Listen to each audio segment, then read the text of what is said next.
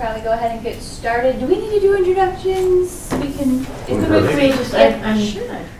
So on to agenda item number 4. Roger, your presentation. Yeah, I've got a couple that I originally built as short presentations. And when I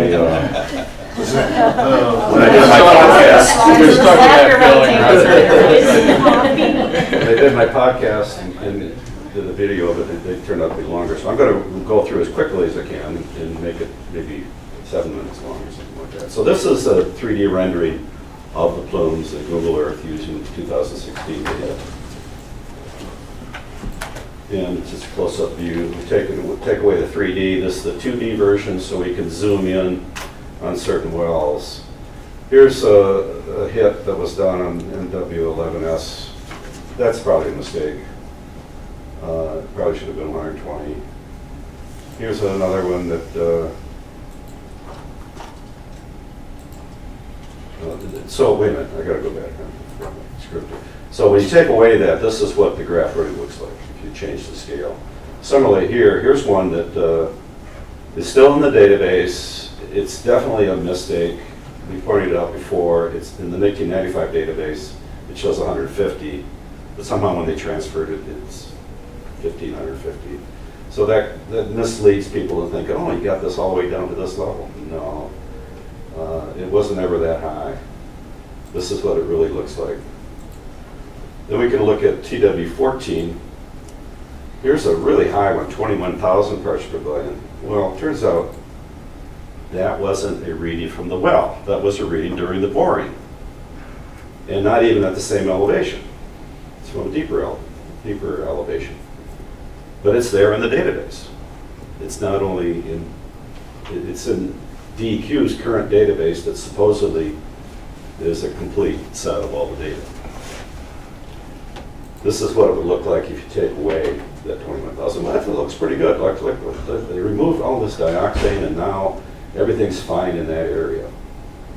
Except when you look nearby, 50 feet away at TW17, this is what's happening. It's going back up, 50 feet away.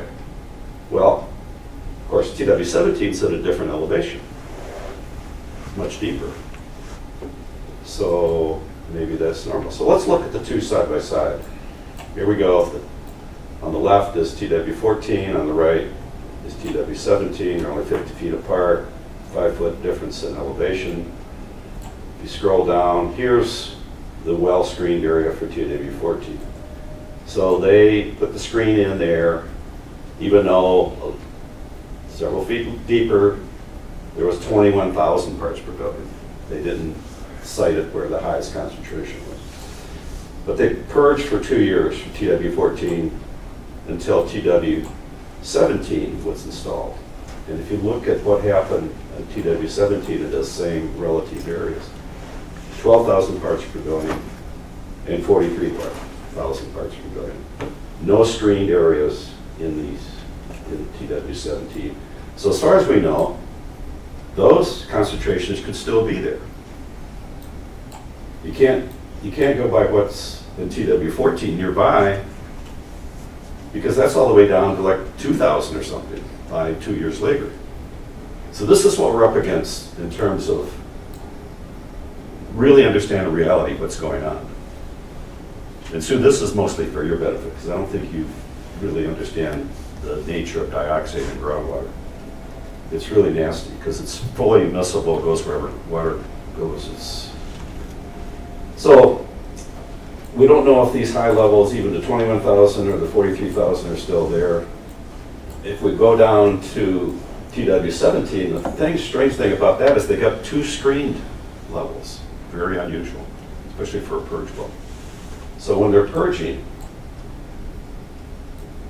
are they purging from this shallower one or are they purging from the deeper one? So when you take a reading from TW17, you don't know which layer you're sampling. As far as we know, this is in the same borehole, same pipe. So TW17, after the well was installed, those levels are suspect. During the boring, we can trust that those are pretty good because, you know, it's a one-time sample on those. The other thing that's strange is that during the boring of TW14, they had grout in samples a few times. So they didn't get a good reading at these deeper levels. In TW17, they did get some good readings. So that's an example of what's going on elsewhere, except, we don't have other wells nearby like that we can compare to very often.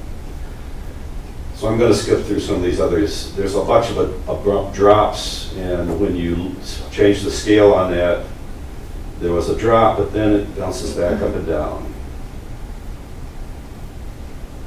Other locations. So even though there's a lot of dioxane not there anymore, we don't know if it was purged or if it meant the dioxane just migrated somewhere else. There might not be wells nearby to detect that at that elevation. This one's interesting because it's on the northernmost part of the core, and it's been going up and down ever since the cleanup started. So this is maybe more indicative of what's really going on with the dioxane moving, and we don't know where it's moving to. There's a same thing at a different scale, so you can see the dramatic changes up and down. So these waves of dioxane are moving through certain areas. This one's particularly troubling. This is the MW5P right in their core area. As late as 2012, it had 102,000 parts per billion, which is 2/3 of what it was just before the cleanup began. So if you use this well as an indication of the cleanup was only 1/3 done. What are the dates on there? 2012 to 2016 is the latest one.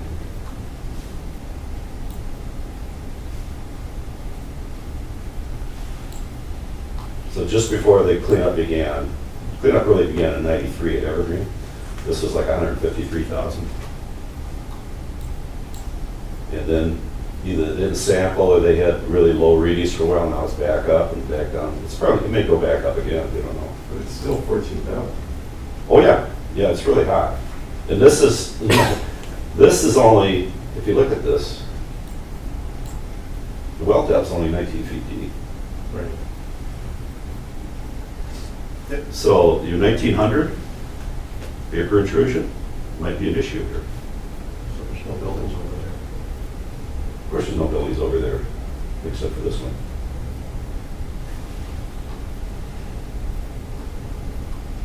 And the one below it. I can't tell, Roger. Well, you can look at that later. Okay. Are they some of the former plan buildings? Well, that's closer to the only remaining parcel of that 6-parcel split that Gelman still owns. So it's like Pond 2, Pond 1, Pond 3 area. Here's the others in the southwest area that have been going up and down.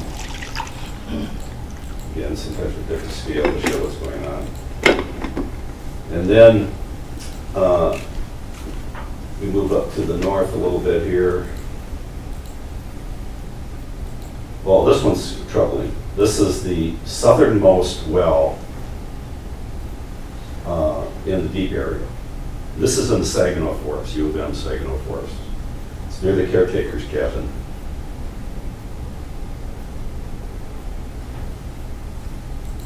You can see it's going back up again. Over 300 parts per billion in 2016. Now, if we look at the well log for that, you can see that they screened it around 66 to 70 feet deep. Here are the dioxane concentrations in that area, so that's probably a good place to screen it. But then they went deeper. And they had all of these other readings, these double-digit readings, in the deeper area in that same borehole. And there's no screens in this area for, look how deep, look how thick that is, 102, like it's like 50 or 60 feet thick. No screens. And this is equivalent to the deep E unit aquifer. No sampling going on. to the south. And the other thing wasn't drilled to bedrock. It could be even deeper. What year did that go in, Roger? That was. Pretty recent, 125, so it's Yeah, I pretty, think that's pretty. we got a date here, 2010. So that's an unknown. Again, where this is, towards Sister Lake. I should have made a slide without this. There's township parcels down here across Liberty. Township wells that don't have access to city water. Just across Liberty from that, so that's a concern. So here's some wells that are going up. This one's kind of interesting. NW1, and I'll talk about this one later, because look, they just stopped sampling. Well, what happened was they thought something was going on with that well. Here are the actual samples. You see how it started out low, went up, then went down. If their criteria had been, okay, for 3 years, if it's below, let's say 7.2, we don't have to sample it anymore. What would have happened if they quit sampling in 2005? Well, that's not the. That's not the way it works. though, No, Roger. I'm just saying. No, That was that's a not the way it proposal at works. one time. So remember, they've got 10 years post-termination. Yeah. Okay, so you got 10 years. So maybe it happened up here. If at 10 years, then they would have missed all of this. See what I'm saying? Dioxane is pretty nasty stuff. Anyway, so they replaced that well with MW1 replacement. And look at the values of that, even higher. Now and if you superimpose the first one at the same scale, this is what's happening in that same area, same elevation. This is what's happening. Now MW1 is the first official monitoring well for the site. That was put in back in March of 1986. So all these years looks like, oh, you don't have to worry about that level. Then look what happens. So that dioxane is coming from somewhere. We don't know where. This is about, what did I say, 55 to 60 feet screen. This is the curious thing. The reason they said they wanted to replace that well, this is the comment they put in their data. MW1 is believed to have a leak in the casing due to increasing dioxane concentration. Now you can take that two ways. One is, well, dioxane is so high in the casing that it's eating its way through and destroying the casing. No, that's not what they're probably saying. They're probably saying there's something happened to the casing higher up in the casing where there's a hole and dioxane is leaching in from the soils area and making its way down to the 60 feet. And they're sampling dioxane that's not really in that screened area. Which way do you think that note meant? Did anybody else catch this, by the way? I don't remember. Why would did anybody say, well, why are you shutting down MW1 and making a replacement? Well, What's you're the rationale you're for it? asking people that weren't involved with those decisions. I know, but in- thinking back now, this data is there. All I can say for sure is the company that's reporting that to us, there were discussions, but I can't remember the Right. details of those discussions, so. Well, we look at when MW1 replacement was put in, 2012. Now, we're talking about the time period when the amount of information we're getting from the DEQ about back channel communication has diminished. We used to get a big fat packet of emails and discussions and before decisions were made. We don't get that anymore. All we get is like standard reports. So we don't know what communication went on until we get something like this later on. Well, We don't know, we know the results of it, that, okay, there's a new well. We don't know why there was a new well. We can't, all we have is that one line that said this is why there's a new well. So they were wrong either way. I mean, first of all, if dioxane really can go through the casing in 25 years that the well's been there, we've got problems all over the site. We have casings that rust over that period of time too. I mean. Well, that's not good news to hear, because when I get to the end here, you'll see 25 years is nothing. Anyway, so that's a concern. What's going on there? I mean, it's bad enough that the concentrations are going up, but why they replaced the well is still a mystery. And then if we go farther north, you see increasing concentrations as we go toward Evergreen. And here's one that's a big concern is MW100 really shot up. And the nearby well, IW2, really shot up. Well, wait a minute. Really shot up and then it dropped back down. Why might that be? Well, IW2 is the second injection well for the Evergreen cleanup when they were trying to re-inject at Evergreen. And the difference between this and a normal well, this is like 34, the screen length is like 34 feet or 35 feet. So when they're sampling, you don't know if you're sampling where the highest concentration is or if you're sampling 20, 30 feet one way or the other. Is that one of the ones former injection wells they converted to a purge well too, Roger? Well, I don't know if they ever purged from this. I'd have to go look I at thought that there data. was one of the IWs that they. Yeah, It's yeah, and the purging purging, of course, from- then you're bringing in water and all that stuff, right? But, so this one's, I mean, it's good that we have MW100 next to it to know what's really happening, because if you're going by this, you're probably getting false results. How they drew this little oval of high concentration with only 2 wells at the very end, I don't know. I don't know how they did guess what, maybe it goes back farther, maybe it's short, I don't know.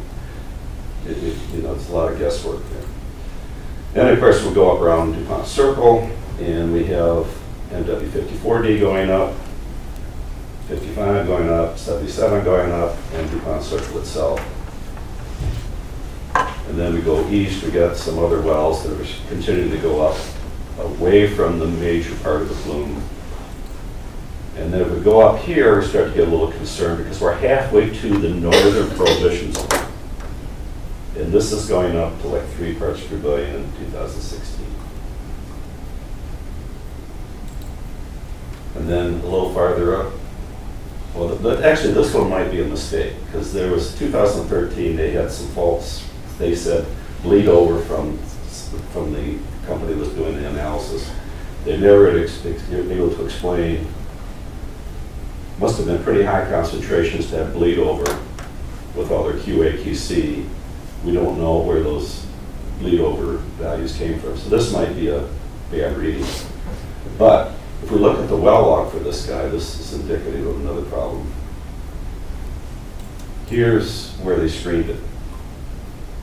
Here's like, what is that, 94, so that's like 40 feet of wet area. They just put 1 well in. So there could be other things going on at these other elevations. Remember, this is the last monitoring well at the edge of the expanded prohibition zone. There's a deep one, that was a shallow. Here's the deep screened area way down here. And that's fine because it's right at the edge of the dry area and it's good to be sampling that deep. What they missed was this intermediate one. It's a wet layer. And what's significant about this is it's about the same elevation as 465 Dupont and the other monitoring wells around it. No screened area. Not screened. They should have had a MW123I here.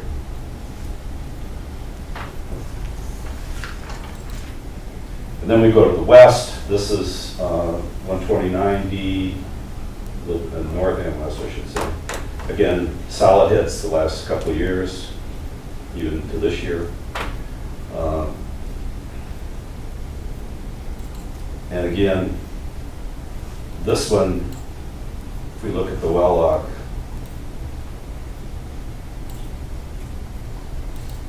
a little more time here. This is all wet area. This is where they chose to screen it. Again, look how thick that layer is, and they just chose right in the middle.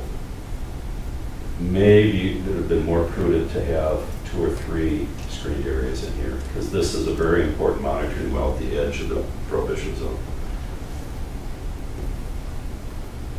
Dioxane could be slipping through this more gravelly layer underneath that and not being detected. So you got 1, maybe 2 parts per billion up here. We don't know what's going on down here. There's no screen in that area. And then finally 121B, this is the last one to the west, 2 parts per billion. Anyway, so that's what we're up against. We got this big plume. These are the township wells or properties. They could have wells in the area for Scioto Township and Ann Arbor Township. And if we pan back, we see this is the city of Ann Arbor. So these 3 jurisdictions are all affected by this huge 1,4-dioxane contamination. And it's going to happen for a long, long time. This is a slide Larry Lemke provided in one of our card meetings. Did a couple stochastic analysis modeling. Average time to travel from Wagner Road east to the river, 74 years to 351 years. He didn't have enough modeling to go other directions. So this is much longer than the DEQ's 32-year projection into the future. This is That projection is so everybody knows, and I understand you're talking about financial assurance. among other things, like Okay, so how long let's- somebody gonna live in the area. Let's talk about, 32 years of criteria, okay. Right. You know, it's no longer a 7-year lifetime, it's a 32-year lifetime. So here are all the maximum readings per year for all of all the readings to date in the current quote official database. So we've had all of these, and this is a log scale, by the way, so you have to, if these are really high, these are really low, and then you got moderate ones in between. Now if we shrink that down and say, can all of these values here get below 7.2 in 35 years? I don't think so. I just don't think so. We have to look much farther out than that. And here's what's happened in terms of the dioxane. There's 20 years of dioxane, 850,000 pounds. In 1990, they estimated about 64,000 pounds left. They had to up that to 80,000 pounds around 2000 something. At the end of 2015, they had already removed 111,000 pounds. More dioxane than they said was down there, and they haven't. This is something I've been asking for anyway every year, is a mass balance, so we know how much dioxane is left. And you can look at different sub-areas and say if they're doing a good job or not. And they can do that. It's not that hard to do that kind of analysis. Now, if we project that out about 30 years, which is what your settlement was, you know, when they had this spreadsheet, this is what's going to happen, and we're going to reduce the, you know what I'm talking about, the spreadsheet that was part of that settlement. You're talking about the financial assurance. Right. This is, they said it's going to be another 30 years, about $30 million.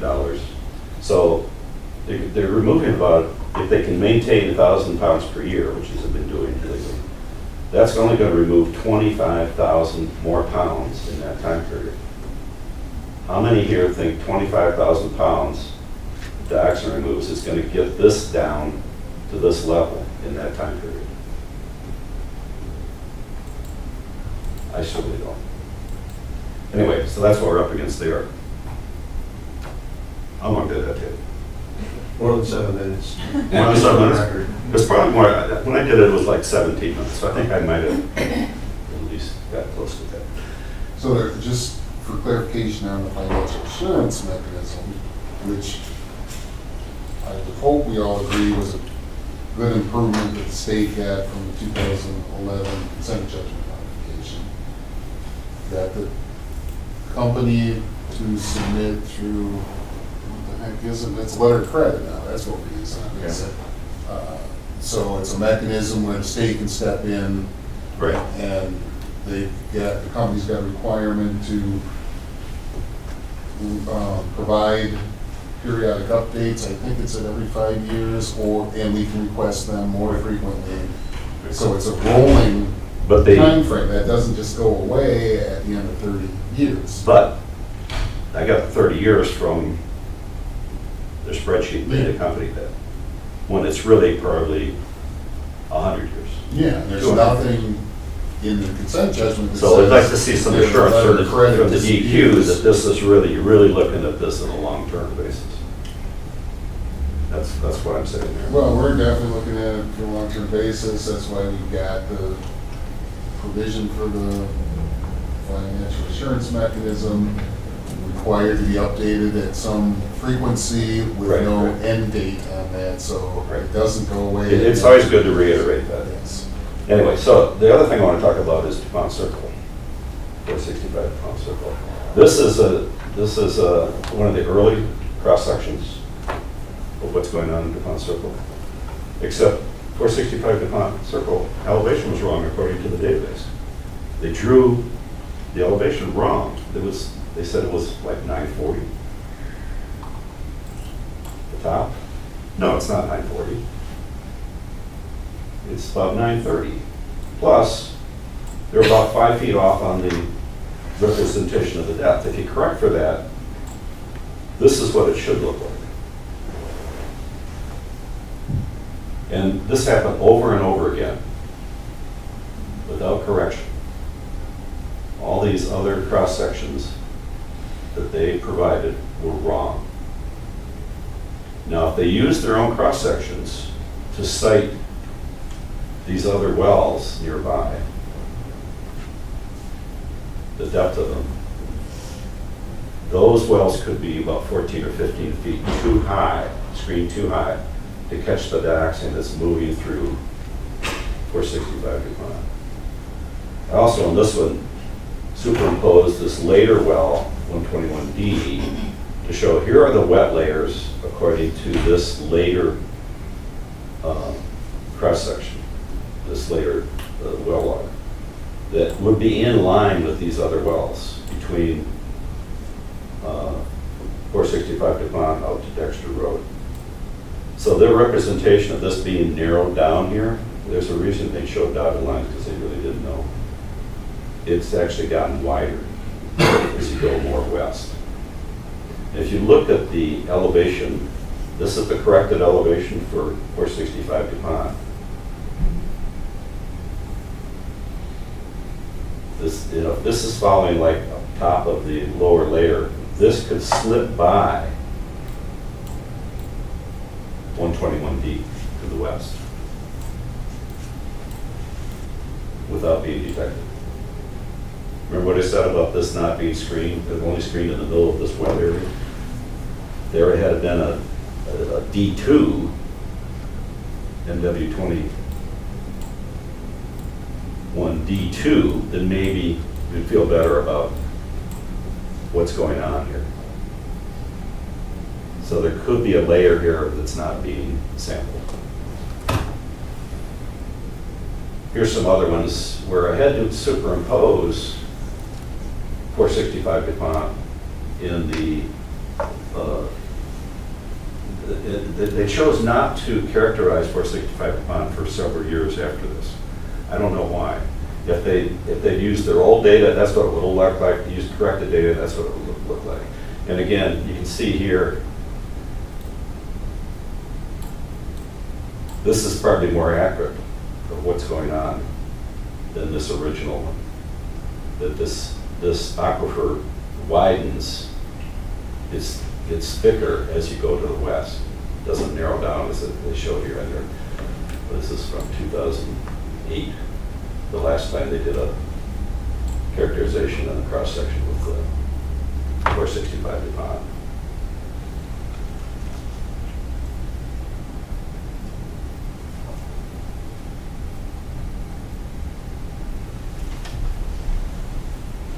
See, this is important because if they'd cited 54 and 55 based on their cross-section diagrams, This corrected one shows where the screening level really is for 465 Dupont. It's not up here where they thought it was. It's down here. The other thing, if you look closely at MW54D, there is a clay silt layer here. We don't know how far it extends. It might extend out to here. So dioxane moving through here, if it's going to the north, could slip by underneath this screened elevation. So your double-digit concentrations you're seeing at MW54D might be, or might not tell what's really going on. You know, you had up to 2,000, 1,600 parts per billion here that could be slipping by to the north. But the other thing that's startling is that none of these were drilled to bedrock. None of these wells were drilled to bedrock. So this bedrock representation here is all guesswork. This one was, except we're not sure this was really bedrock.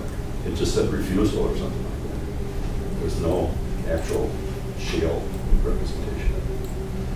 So there could be even lower, deeper contaminant, deeper aquifers even below these guys. And if you're talking about 100 years out, these probably should be considered. I mean, sooner the better.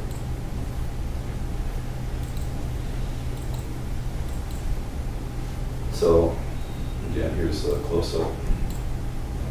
This is what MW54D's well log looks like. It's drawn very thin there, but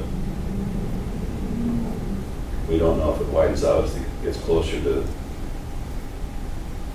465 Dupont. We don't really know.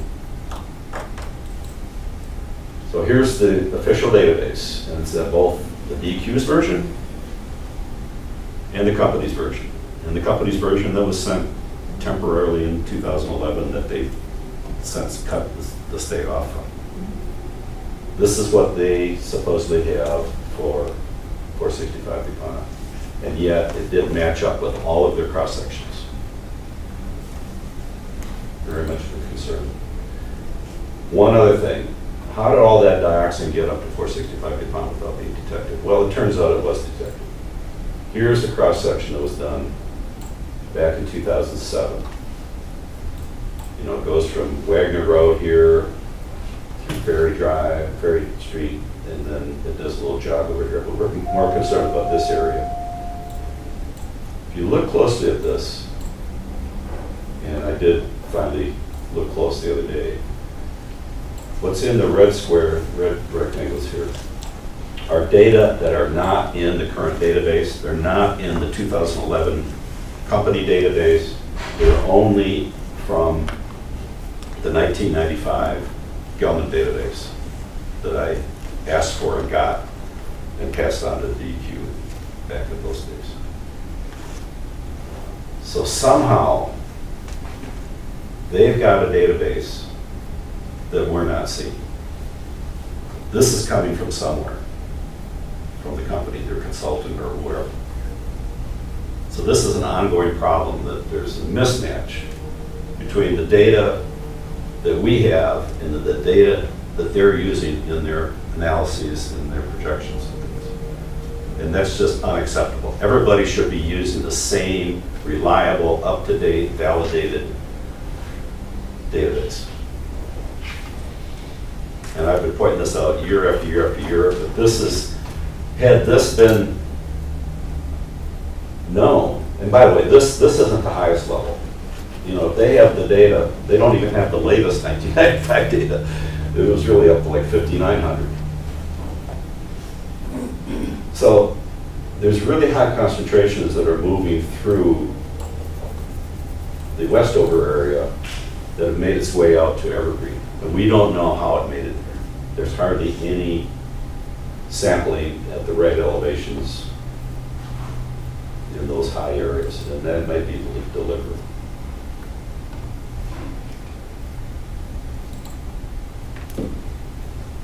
And one more thing. Sorry. Yeah, I know you do.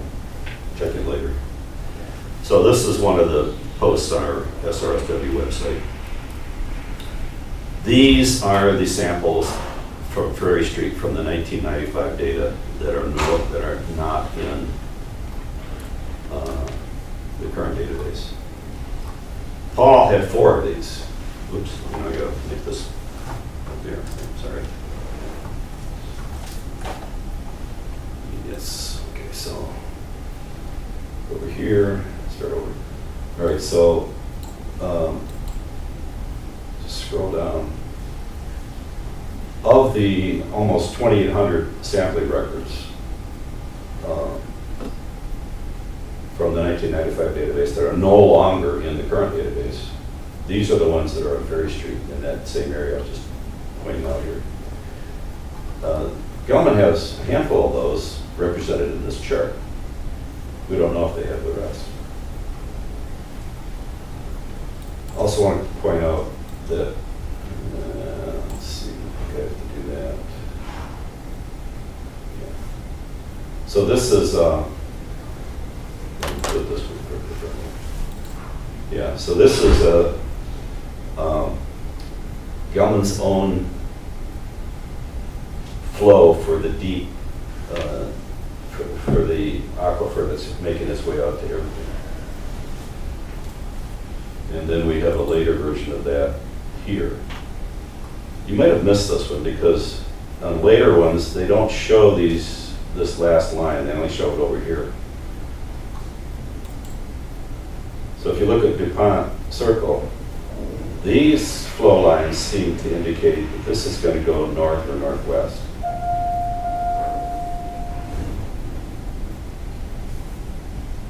And probably beyond the prohibition zone. So all of those things I pointed out earlier, this is another reason to be concerned.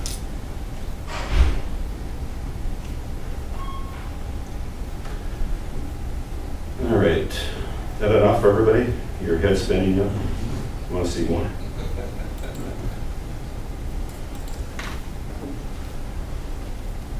You remember the MW30D issue?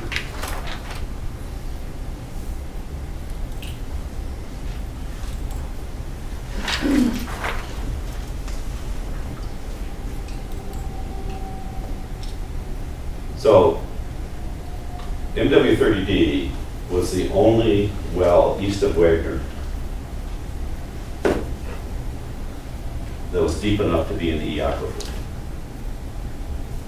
And up until 1993, and we know this from the 1995 database, it had gotten up to 9 parts per billion, 3 times what the cleanup standard was back then. And there was no sampling for about 8 years, even though it was one of their own monitoring wells. Then when they finally sampled it, it was 660, and of course it's gone up to like 1900 or something like that. The other thing that's strange is that the current database doesn't show these early samples. Left off the current databases. Again, mismatch between the data. This is reality. We're not seeing all of reality.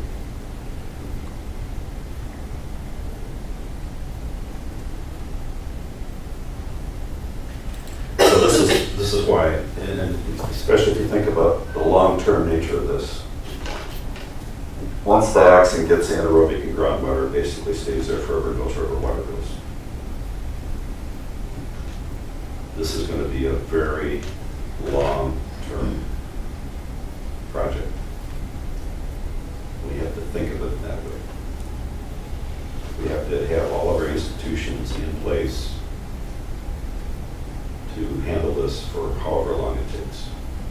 It's going to be longer than all of our, it's going to outlast us, and maybe our grandchildren.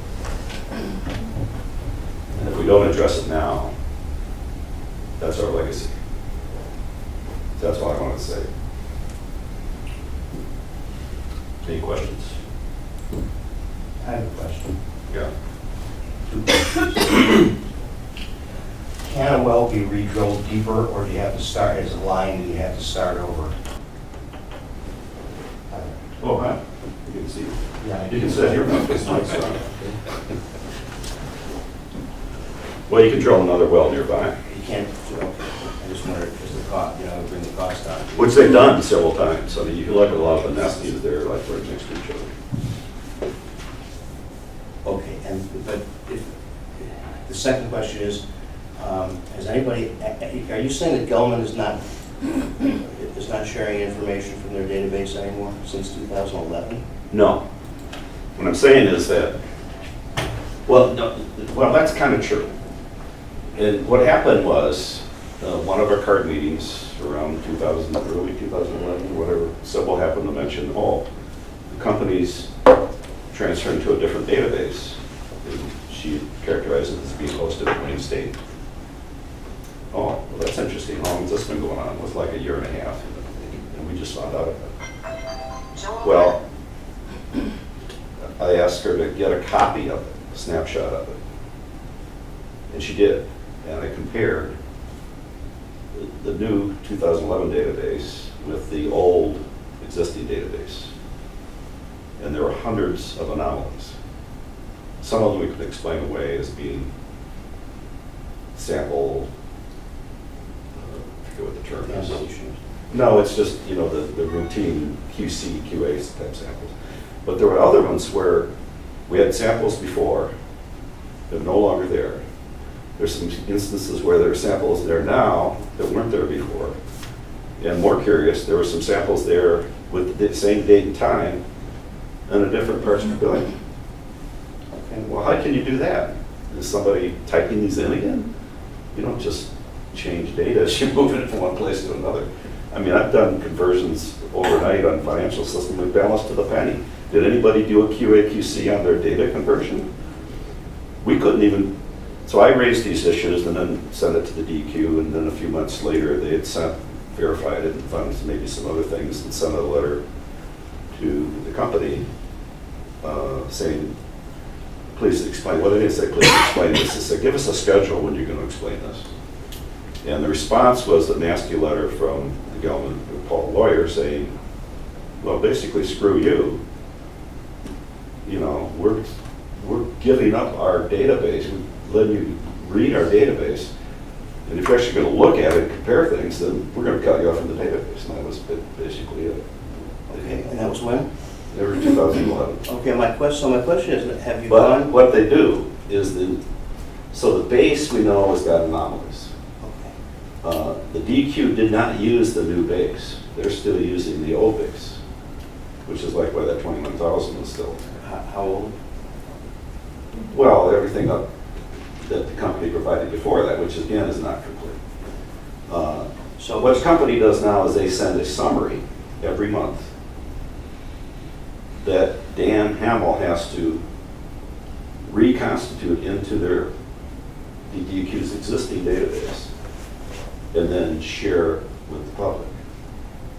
But we know that base amount in the DEQ's existing database has mistakes or differences anyway from what the company's was. We know that the company has data that's showing up on their cross-sections and maps and things like that that are not in their 2011 database, nor in the DEQ's database. So it's like things are diverging in terms of data. So they've got data that they're not giving to you. They're not sharing well, they're sharing it in a form, but not, okay, you have to look at this cross-section and you can pull it off of there, but then again, that's not all the data. So has anybody gone back to the court and asked the court to order them to release the data with a deadline and a penalty if they don't? I'm not a party to the case. And if not, why not? I can suggest that to the DEQ and to the other parties, but I don't know if anybody's actually raised that in court. Well, do you think it's worth raising? No, it's absolutely worth raising. Certainly in 2011, it was an issue. It should have been raised right then. So I just have a question. So, I mean, clearly there's issues with the data. I don't argue that. Yeah. But I wonder, in the world of limited resources. Yeah, good enough for government work, right? No, that's not where I'm going with this. not where I'm going at all. What I'm saying is, it appears to me that you've done a lot of research, you've made some I try to pull all the information I have Right. together in a Right. place and present it and hope that the decision makers do the right thing. So, in terms of if you had all of the missing data, or if you were able to normalize, or whatever the right word is, cross-reference, double check, triple check, whatever, that'd be great. Do you think the outcome would be different in terms of what we know today? Well, certainly in terms of where to site some of these wells. You know, we could be missing layers of dioxane because somebody's not paying attention. Or not enough people are paying attention, I should say. There's no unified paying attention, let's put it that way. So, and then the second part of my question is, again, in terms of the big picture. Have you, and you know, whatever the outcome from your research would be, or is now, have you prioritized, again, thinking about resources? Well, the first thing is, what's the reality? So let's have a unified database that everybody can use, all the stakeholders can use the same database. We don't have that. I get that. That's a starting point. But And you've I've got a asked for lot that of, over and over and over again, and I that understand seems to that, happen. but you've got a lot of historic data here, and you've been able to make some theories, put together some theories. But I'm not the regulatory agency. I understand that. I should not be I've been called out, like the letter the government, the Paul Lawyer sent back, called me out in person saying, well, the only reason you want this data is for the public, i.e. Mr. Rayle. Like nobody else is looking at the data. The DEQ wasn't looking at the data. We, Other people aren't looking at the data. Yeah, I don't think that's fair. When you let it drop, I mean, you know, let what? Kelvin's lawyers can say what they want. no, but what was your response to that letter from the lawyer? So where I was going with this was more of a, in terms of the theories that you've put together, the information that you personally have been able to get from the data. Have you identified and prioritized the things that you would like to see happen?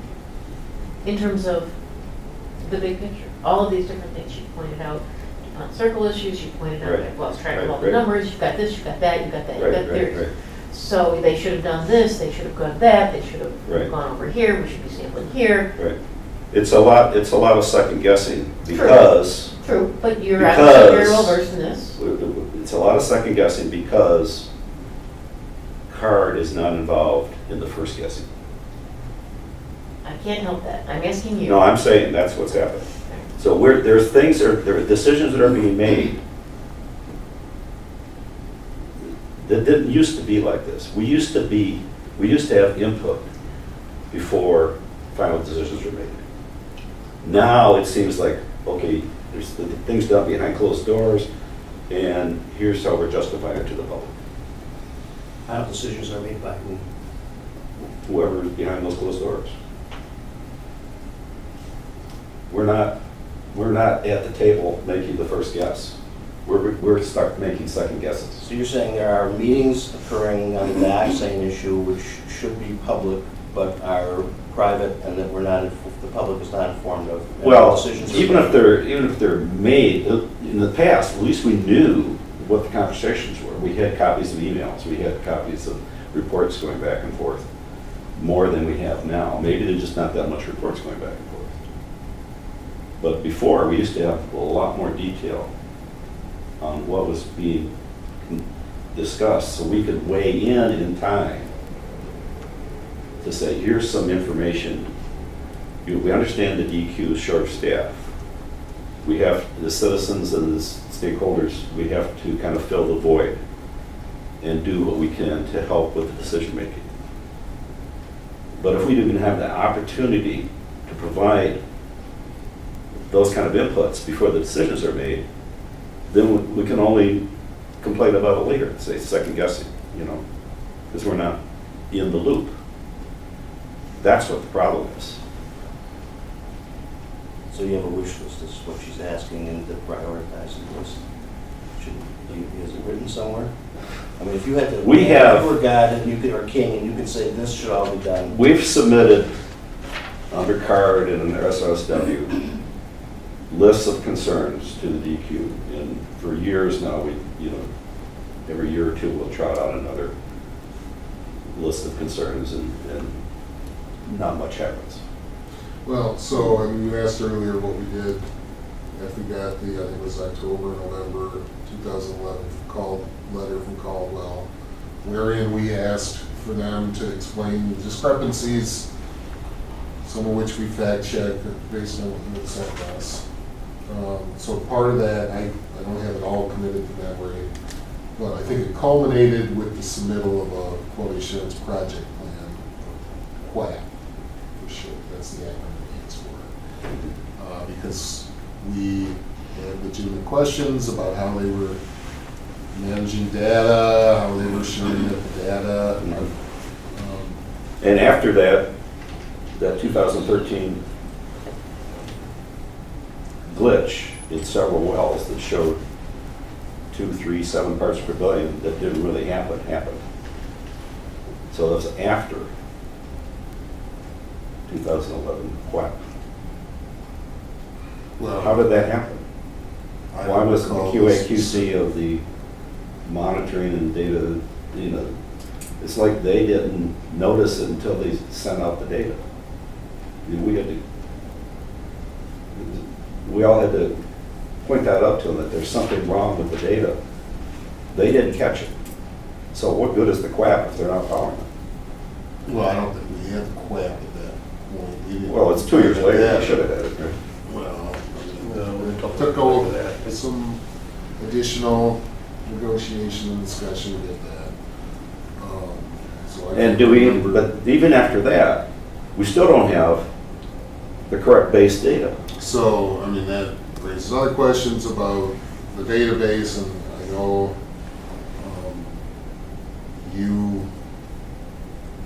I can see where you're coming from, where you want all the historic data in the database. The company takes a different view of it. Well, the company's using historic data that I have, Well, let me. that I've given you copies of, Part of the, and they're using it to say this is what happened in 2007 and 8. so I think part of. So why Issue- we are in 2017, we don't have a copy of that data. Well, you we know, have like a copy of the data. You just showed it. But it's not a form you can do analysis with. So it's You're not. gonna go through all these things and try to find all the questioning missing the data. delivery device, and one of the things we worked on with the assistance from the Attorney General is what requirements we have under law to get copies of the data delivery device. And the answer is, we don't have requirements under law to get the data delivery device. We've got requirements under law to get the data. So we've got the data. So we need to change the law. Well, I'm not gonna. This is the 21st I'm century. not going to argue that with you. What's a And I'm delivery not, device? PDF, Paper data. Excel. Can we You have to negotiate? scan Don't it, we need to get OCR, this? correct the So OCRs, obviously put it back in the database. This is, I'm sorry, I'm Vice Chair of the Washtenaw County Board of Commissioners, Michelle Dietrich. And I have constituents who are saying, what the heck's going on? And it seems like it's just basic that we need to get that data. So Again, we actually got the know- data. No, we don't have the database, we don't have the underlying database, we have whatever subsection, it sounds to me, we have whatever subsection of that data they've chosen to share in a particular format, right? And don't have Are a, you- don't have the program to make it operable, it sounds like. Is that right? I mean, Well, There's no way to actually The- manipulate it's or just a matter of draw putting the conclusions data in. or to model from that data anything. Central Is- data. So, hang on. Is that correct? Or am I misunderstanding? I mean, we it's got a real the question. data, we don't have the database. I mean, so I Right. would agree with most of what Roger said in terms of the history of, this so-called reconstituted database that Dan Hamill, who's on the phone, you came in late, but Dan was on the phone, No, takes a I spreadsheet that. came 5 minutes Okay, late. right. I was on Okay, there sorry. when he was talking. Dan takes a spreadsheet we get from the company with the data, merges it with our historic database. It's not all-inclusive, it doesn't have every historic data point collected on this site. It's been going on over 30 years. And another thing we agree with is, we, the community, DEQ's part of it, at least for the sake of that discussion, part of the community, are going to be dealing with this issue for many Many. decades to Many come. years. EPA even, in response to the petition, you know, says this is gonna go on for decades to come. So should or could legal changes be affected that require liable parties or others to submit data to the state regulatory agency happen? Sure, you know, that would probably be helpful, but we don't have a legal requirement to dictate what form, nor does EPA in our discussions with them as they've gone about evaluating, I think Jenny and company, as they were doing research for the county commissioners on benefits of Superfund, when they found out how much data is available on Superfund sites compared to what we have on our website and what we've got for this site, found out we're doing relatively well compared to some of the Superfund sites. But we don't have a legal requirement to dictate how they deliver data to us. But the court can make you deliver the data in reading Judge can do whatever form. judge Yes, wants. and I don't care what happen unless you ask it, which is what we've been saying for Right, as so long as I can remember. As long as I can Pretty remember. elementary. I mean, what's I mean, you what's may the big deal lose with that, Yeah. but they're gonna look unreasonable.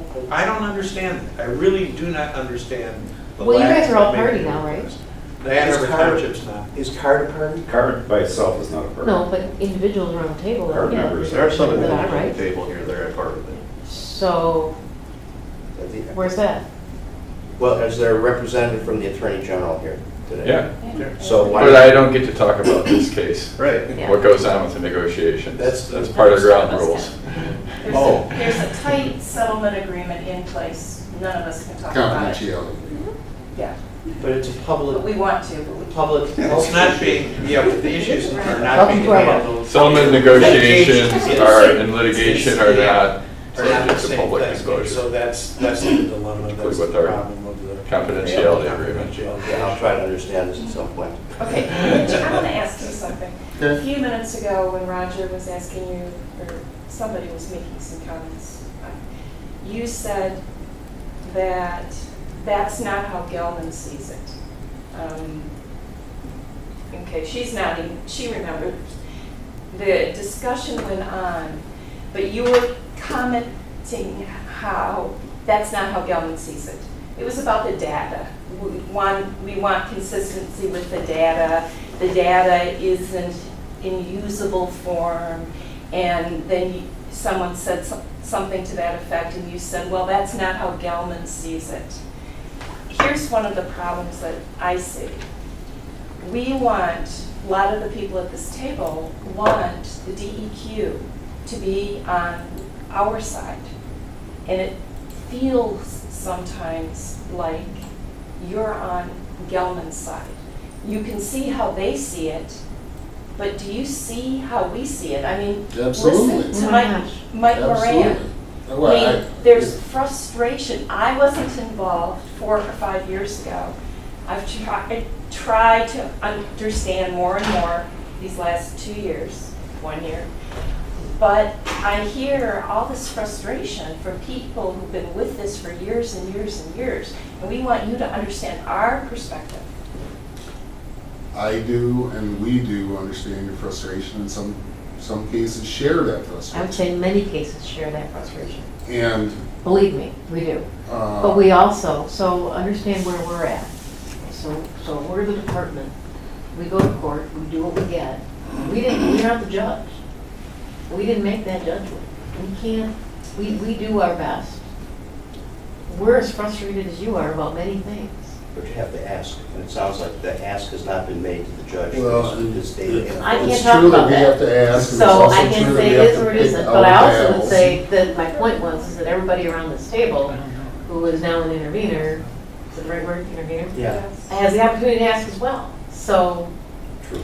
get with the program here, everybody. You know, we're all in this together, You to know, your well- point. Well, we are all in this understand your together. frustration. You ask, you want us on your team. We aren't. You know, our focus is to protect public health, safety, welfare, and the environment. You've heard me say it before, but I've got to say it again. This Gelman site is a great case study in the evolution of Michigan's environmental law over the past 30-plus years. Devolution. And I understand fully where you're coming from, Eric, right? Yes. Eric, I understand that, as citizen Mitch and as regulator Mitch too. And yet, DEQ doesn't make the laws. Sometimes we have input on legislation that, when it makes its way through the legislative process, either gets enacted into law when the governor signs it or not. So when after that process happens, we have to deal with the hand that we're dealt. And I point out, I think we're a victim of our own success because my office in particular has been transparent in how we describe this. When people say they want a better cleanup, after some of the court's decisions on this site, a good part of the case study is we found out about groundwater contamination in the mid-'80s, took the company to court after we were unsuccessful getting them to voluntarily clean the site up. We're successful in getting a consent judgment that required the company to restore the aquifer to unrestricted use. We sought to enforce that consent judgment on a couple cases that resulted in a 2000 order that required the company to do what they said they could do, i.e. achieve the objectives by 2005. That didn't happen. Locally elected judge reacted as we all know the history of how he reacted. And so when we say our job is to manage risks at sites of contamination rather than clean it up, it's because I can't in good conscience represent to the members at this table or other community members that this is a cleanup in the context that a layperson would understand a cleanup. It's a risk management approach. I understand the frustration that you all have, and then, from my citizen standpoint, I could say I share it, but you don't hire me for that. You hire me to oversee and implement the laws, and we tried our luck in court. You guys can say it's bad lawyering. I understand that and respect it.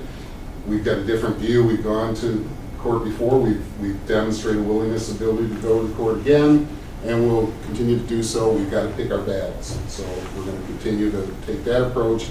Meanwhile, as it relates, some of these things, the drinking water number, again, we're all about making sure the public health is protected.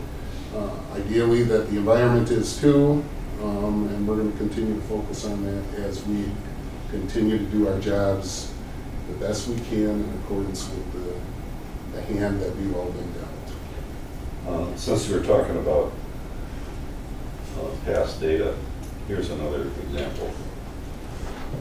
And let me just address Kathy's last point. So I think the comment I made, Kathy, about Gelman doesn't see it that way, it probably goes right to what Roger's talking about. What they told us is, they see it as an immaterial difference whether there's data in their database from 1988. I'm not saying we agree with that.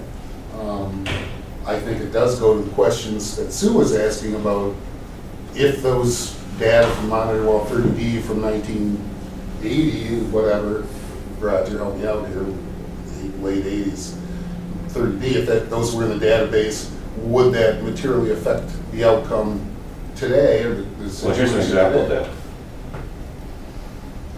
So these are copies of pages that were printed.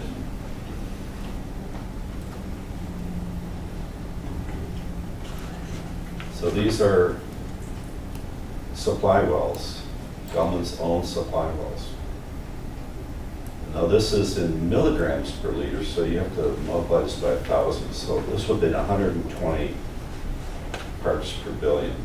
Mm-hmm. Their supply wells were in the the DE unit. This is the map that, again, I had to put this in one layer. It was like 4 or 5 different sheets, but you go overlay. This is what the Plume looked like at 1 part per billion back around 1990. This was the cross-section diagram. The company, when Kim Davis was in charge of the cleanup, the 1995 October meeting at Township Hall. Anybody else there besides me? I was. You there? So they had 2 sets of these. So after the meeting, I said, Kim, can I have one of the sets? So this is their foam board. Yeah. What I've done here is superimpose these supply wells on their 1995 cross-section diagram. So they were telling people, this is all we have to worry about. You know, there's a C3, it goes down to the D2. Yeah, there's a D0 that's going to go out. We have to watch out for that. They already knew there was something going on in the D2. Did not tell people. Now, Kim Davis may not have known because somebody else was actually doing things behind the scenes to make this. But had they had a central database, it would have popped up, right? So there's another example. Way back in 1995, two years after I got involved. Had we had a database back then that was electronic, I would have probably gone in and looked at it and said, hey, what about these guys? 20 years ago. So I just want to bring it back that yes, not nothing, but a lot of things were done wrong in the past, or, you know, They things continue that to be wrong. well, they're still wrong, okay, but we need to all work together to improve them now and then to move forward with making sure it doesn't Sounds happen good. again. So it's a collective amongst everyone, prioritizing issues that we find, being open to communication, and I think that's the goal here, is to stop being so angry about the past, or at least use that to anger to learn and to fuel moving forward. Eric? Another question, in this case, the addition of the additional plaintiffs in the case was, that decision by Judge Connors was being appealed, wasn't it? And what's the status of that? The appeal was denied. Yeah, that's a Oh, good thing. wow, that's big. Yeah, it is big. I'll point out another thing too. In 2002, other contamination besides dioxane was found in the deep aquifer at the Gelman site. These other things. Do you think it's from the same processes, or is that unrelated? We think it's unrelated. At the Gelman site. We had some baseline environmental assessment data from some other sites, and some of these data, I think were, if I recall correctly, generated by Gelman at our request, since they had monitor wells in the vicinity and follow up to those reports that we got. So the Ann Arbor machine is one place that comes to mind, and that comes to my mind because, again, we got a baseline environmental assessment on the former Ann Arbor machine property. So that property had transacted. We did some liability determination work and found that we would classify it as an orphan site, and we've got that in for a future funding need for when and if additional state funding resources become available to deal with orphan sites, because we don't So have any this reason to believe that this isn't leakage from the deep well coming back up. leakage from the deep well coming back. The deep injection well coming back up from the deep. No one knows, right? We've got no evidence of it. Yes, before or after. Yeah, we'll look for that complaint. Just so people know that there's. But- So again, but it's that's- another issue that you're raising, and I'm Right. wondering, how does this relate to all the other issues you've I raised? don't know, it does, but what we're really worried about here is the mistakes that have been made continue to be made. So there's a lot of doubt because things aren't done according to Hoyle. Or according to Roger. Okay, but I'm not going there. I'm just innocently asking, from all of your research that you've done, which is obviously quite extensive. You have a number of theories, you found a number of issues that make you uncomfortable and well documented. What's the priority for going forward? If someone were saying. well, let's start with the database. Let's start Is that there. really the highest priority? I'm just asking, I'm not being cynical, I'm not trying to be, I I'm would, not. I mean, that's the simplest, easiest thing to do. I You would would- say at this time it is. I mean, we had a number, we had a list of 5 or so things that we've been pressing for a number of years, Sue, and one of them was for, I don't know, approaching a decade, we couldn't get the Attorney General's office to attend or participate in any of these discussions, so that the kind of presentation that you just saw would be available to them. Since Brian has been here, that's a different situation. Whether it's made a difference, I don't know, because Ann Arbor Township's not a party to the litigation.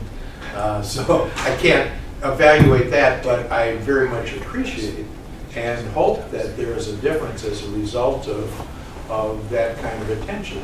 And the two things that we had as our top priorities through that entire time was getting the assignment of an assistant AG to this enormous data set, so that we could present what we had to present and say, these are the issues we think. Brian, here's that. The second thing was, again, as Roger said, to get a set of data that was meaningful and sufficient to evaluate the status quo and the future. And that really means a number of things. One, in terms of the methods of sampling that are being used, and the reporting of the data and the availability of all of it to everybody, and the ability to understand and use the data in a way that doesn't take 90% of our time just to populate the database. So I think those are the two most important things. We take one of them off, and the other one is certainly probably the next highest level of concern. So Roger, so we brought Sue down in the team. We've laid out a couple of these priorities. We have the board here that can vote, make a motion and vote. Sue's asking for direction. Why don't we officially give her direction? Yes? What about increasing the amount of pumping and treating? That's my first priority, is getting the actual remedy going more than a third of what is mandated. I don't know why that's not happening, and that would be my first priority. It's already in the books. But you don't want to just do it willy-nilly. You want to do it based on some analysis of the data. Exactly. So I go back to my original question. I don't care about the data right now. You've got wells that they can pump all that stuff. You know it's there. Start pumping and then look at the data But and you then might not be adjust. pumping from the right place. I don't care. Pump where you can pump right now. Just one for Do the it. other. You got the pumps in place. Use them. Okay, back to my point. Ours done a lot of work to, a lot of good work, and recently done a lot of, been focused on making itself an entity that others in the room frequently espouse, market, defend, whatever. And I, for one, want to see that continue. So, the director's asked the question, can we answer it? And even if we have to complete it later. Even if we're only going to give Sue 2 priorities out of what we think will be 20. What would your first 2 be? Yours, they're not mine, Roger, you're the guy. But you're a member of CART. I agree with yours. I am only concerned about the data.